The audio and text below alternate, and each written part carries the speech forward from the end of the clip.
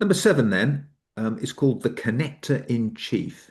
Maybe with my previous role as managing partner at Daffins, being that curious connector in chief is perhaps one of the things that I did do. The connector in chief bit really for me is all about that growth mindset, that restless curiosity that you must have.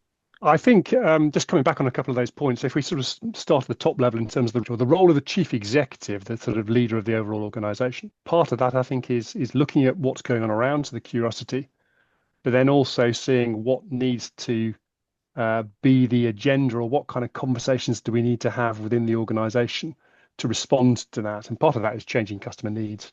Part of Hmm. that is the impact of what's happening in the world around us.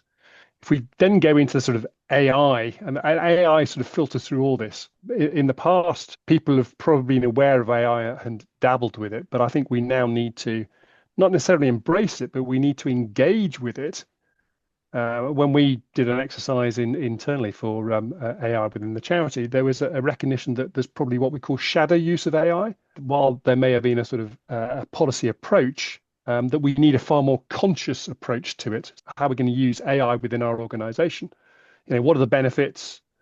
And part of that might be automation. It might be, we've talked about how do we use leverage? What are the risks? And I think a lot of the risks tend to be data privacy, security of data and environmental impact. And then the last one is how do we actually use AI to actually fit in? How does that fit in with our values as an organization?